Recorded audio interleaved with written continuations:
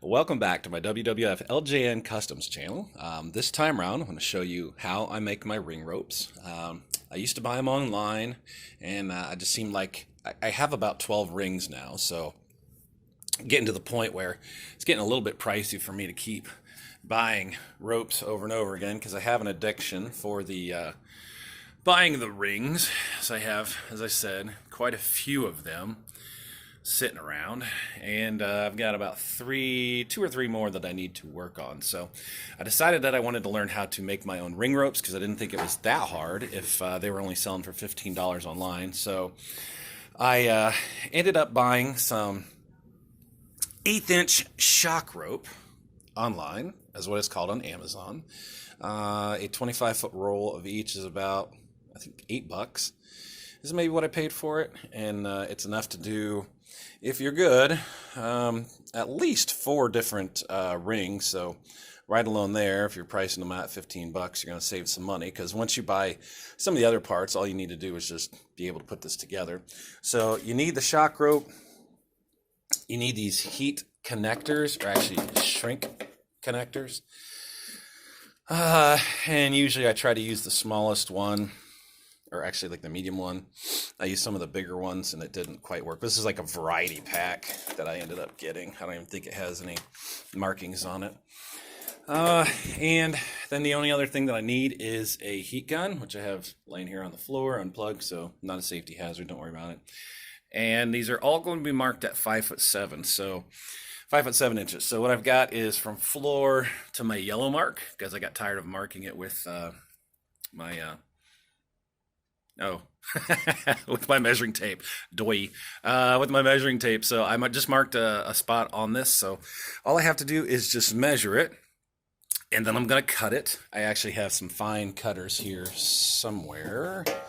These are like fine wire cutters, so it gives me a cleaner cut than just scissors, because scissors don't always power through that. So I'll use those as well, and I'll go ahead and cut this if I don't fall over, and then I'll show you how shrink wrap works on it.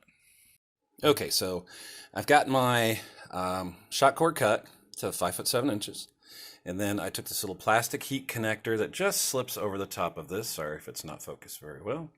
And I trimmed some of the end of it, and I try to get, and I'm doing this one-handed because I have to hold up my camera. So, all right, I get to where it's about halfway in, and so what I'll do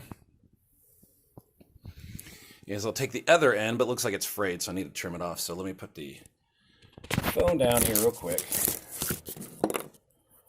Just a second. There we go. Okay. So now I have even off that cut. And so what I will do, I don't know how well I can do this with the camera. Yeah, I'm just going to have to do it without the camera on it. Show you the end result. Someone wants to start a GoFundMe so I can buy a $8 phone stand. Please feel free. Another one broke. So anyways, just kidding about the GoFundMe. Okay, so there's where it is now. So what I have is I have my heat gun, which I'm going to turn on. And then for those who aren't familiar with it, it just blows the heat. And then what it'll do is it'll shrink these connectors together, and then it'll make it tight. So now I'm goofing up a little bit. I don't want that seam too much right there in that middle part. I also don't want my phone too much near the heat gun.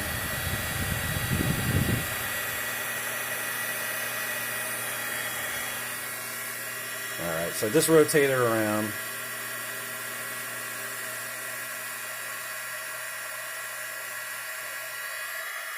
And what it'll do is it'll seal it together. Now I'm going to have to do this again. I'll stop it and redo it because that seam was too close and it just made it too tight. So I'll redo this and I'll show you how it looks in a second. Alright, so here's how your ring rope should end up. If you can see right there, that once you have put this all together and heated it up, it should have a nice little bond there that's together, and it should hold pretty well on it. And then be long enough for you to do your rings with. I think the one, nope, not that one. Definitely 2 down below here, and ones that I've done over here. have done them. Not perfect, but that way I don't have to spend $15 a pop on them. So I can do, I think 5 rings with the amount of paracord that I can buy from just one loop. So there you go. Thanks for joining me.